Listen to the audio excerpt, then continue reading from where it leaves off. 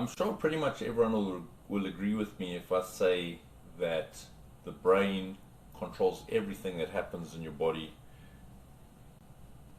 This presentation is about understanding what your brain's priorities are when it comes to movement, how they impact your life either positively or how they could lead to a chronic injury that you can't overcome, how we end up with plateaus in our training, how we get that sensation where something just does not feel right, but we don't really know what it is.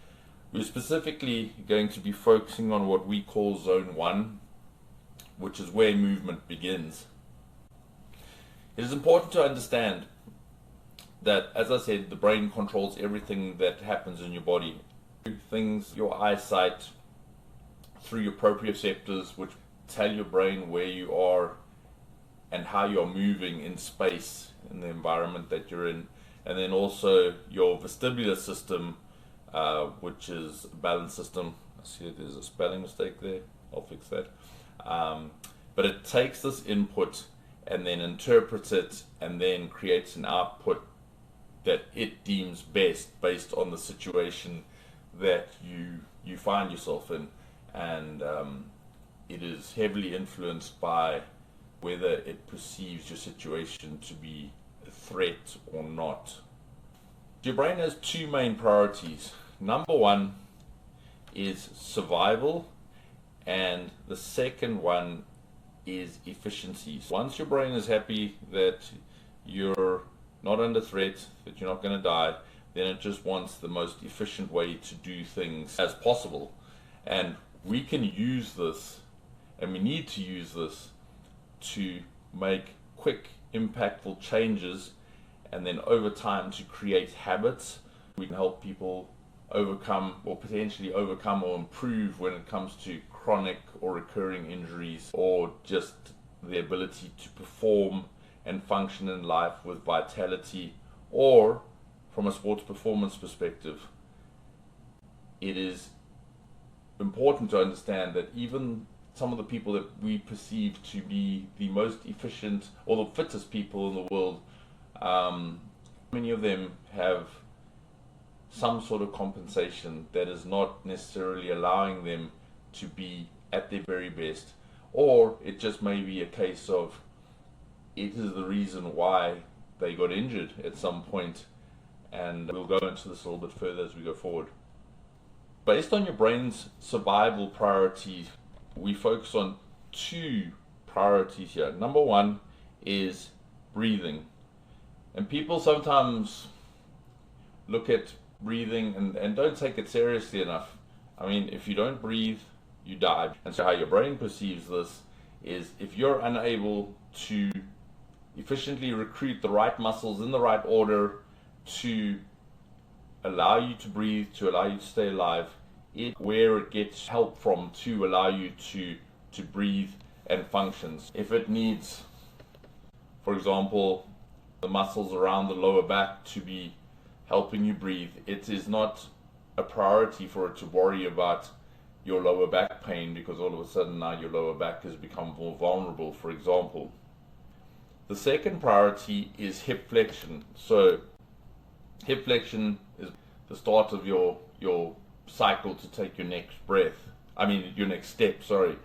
And it is important, again, because your ability to take your next step allows you to get to food. It allows you to get away from danger. For example, if you need to run away from a bear, you've got to be able to take your next step. Based on this, we need to be sure that ideally we're sequencing the right muscles in the right order to allow you to take your next step, because if we don't, we are going to end up in a situation again where your brain doesn't worry about areas that are left vulnerable if it needs the help from those muscles and structures to allow you to breathe.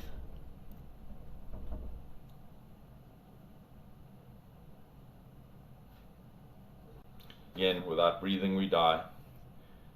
And the inability to breathe efficiently or sequence the right muscles in the right order, and your brain will do whatever is required to ensure that we can breathe, even if it's not the most efficient way to breathe.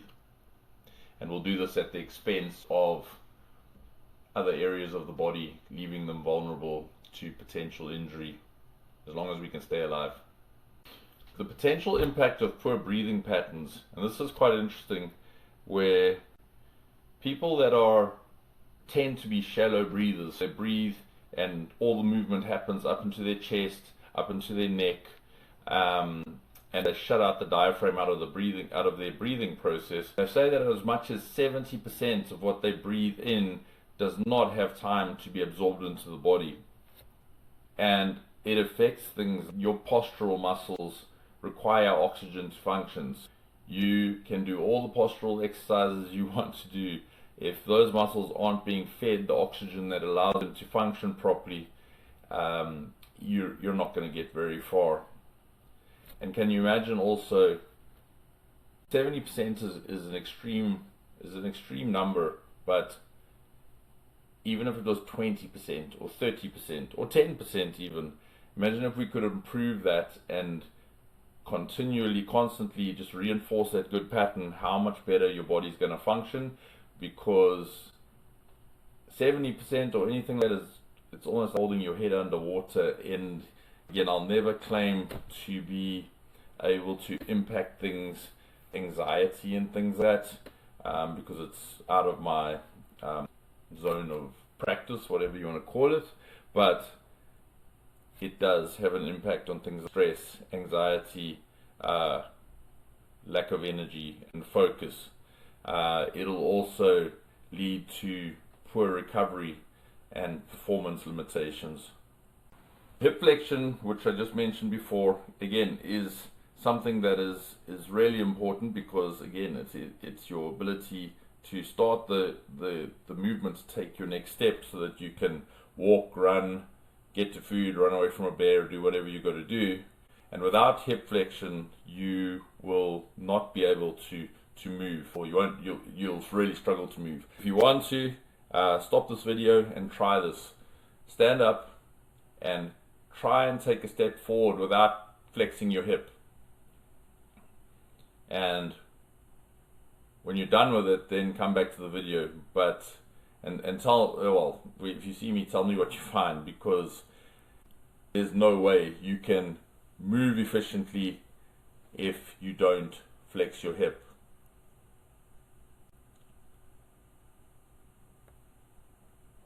And these can have far-reaching effects. First off, because of the priority and the order that the muscles are recruited in, we focus heavily on your psoas muscle, which is not the only hip flexor, but it's the first one that kicks in when you take your one step to the next one.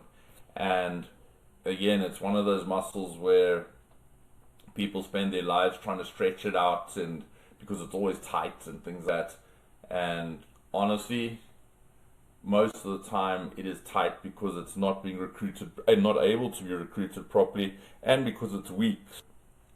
Usually, to correct it, we have to make sure that we find ways for your brain to be able to recruit it, or we have to strengthen it.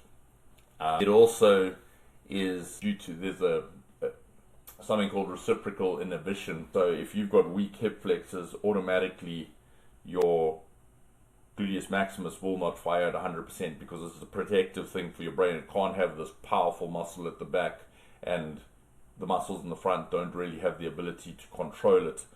So it'll just down-regulate them to function at the level that the hip flexors, especially the psoas muscle, can control. And obviously that's not ideal. But again, if you've got a gluteus maximus that's not firing 100%, one of the things that does happen is people's hamstrings tend to shorten, because that's the only way that it can support this gluteus maximus that's not firing properly. And also the muscles from the lower back area also have to tighten and shorten, which again can lead to things like chronic back pain, things like that. So if you followed me for a while, why I talk about, we really need to dig deep into the whys of why things are happening in the body, for example.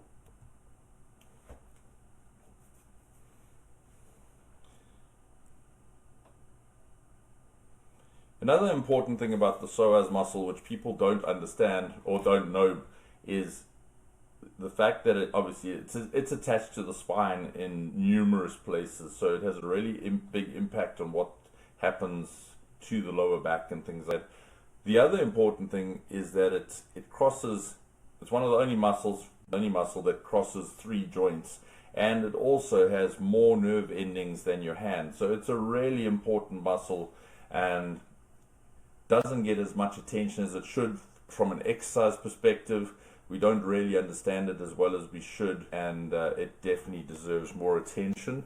And I humbly believe that we need to keep it strong, and we need to allow it to be able to do the job that it's supposed to do. Now we're going to get into this zone 1, and again, movement, we can go deep down different rabbit holes, but we're just looking at where movement starts and how it's meant to expand or explode from there. So as I said, zone 1 needs to be functioning optimally for us to be able to be the best version of ourselves that we can. It needs to be functioning optimally as part of an injury rehabilitation process. It needs to be functioning optimally from a vitality and resilience point of view too, and also a performance point of view. The areas or muscles involved in zone 1 are your diaphragm, see that's breathing, your gluteus maximus, which is hip extensions, breathing, and your ability to cycle through steps, to walk and run. In an ideal movement sequence, we would see a pattern which we call 1, 2, 3. So it's either going 1, 2, 3 up or 1, 2, 3 down, which, as I said, zone 1 is where movement starts. Everything, and again, it's one of those things that people will say, but do they really understand that everything works together? But we want to explode outwards, rather than if, say for example, zone 1 is not doing its job, and now all of a sudden you have zone 2 having to drive in to do and down towards the pelvis to create stability and things like that, because that's the priority, then we end up in an implosive state. So your body is actually imploding rather than exploding. So it's surviving rather than performing.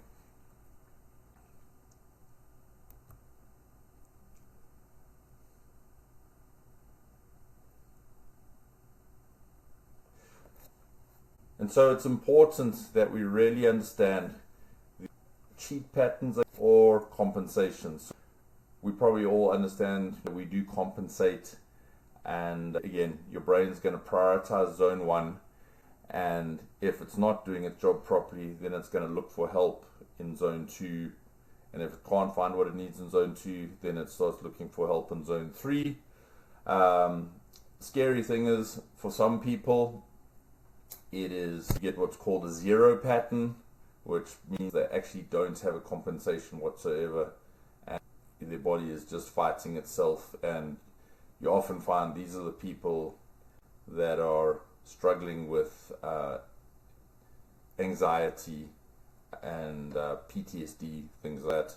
So a poor movement pattern, and as I said, it's not something that I'm going to say I'm going to have someone come in and we're going to work on their anxiety and stress, because that's not part of what I do or what I'm allowed to do. But it does show you the impact of a poor movement pattern and how far reaching it can actually be.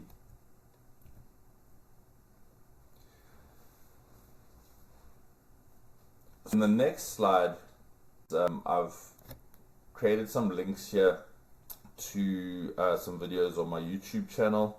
And many of you have done these already, but it's just the activation sequence that we would use to get zone 1 back online.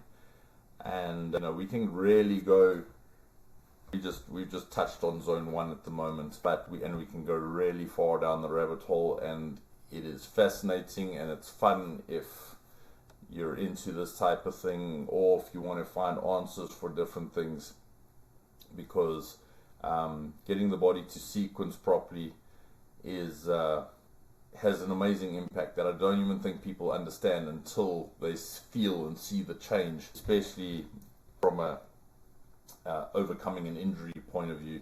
Recently, I've worked with a number of people with shoulder issues where the problem has absolutely nothing to do with the shoulders whatsoever, and in some cases it traced everything back right down to the feet. And again, it's one of those things you see a lot with in sports, volleyball and things where there's a lot of overhead movement, throwing and things like that, where you may have a pattern where that shoulder on your throwing side is actually trying to help your hips function better, and then you end up with these overuse injuries. So when you find that one or two tournaments into a volleyball season, shoulders are blowing out, lower backs and things that are getting hurt and things and whatever else. But again, it all comes back to that zone 1 that we want to make sure that that's firing properly. Then we can work our way out further from there. The one thing I will say too is it is important, the same principles that we're going to apply to our rehabilitation strategy, or ideally the same principles that we're going to apply to our strength and conditioning and fitness and health and wellness strategy, because if we can start doing the right things before they become a problem or before they become an injury, as much as we can't guarantee someone won't get injured, there are so many cases where we can reduce the risk for injury. I hope you found this interesting. I am potentially planning an in-person live version of how we work through movements and things like that. I will keep you posted on that. But yeah, that's it. Hope it was interesting. Thank you for listening if you listened to the end, and great evening.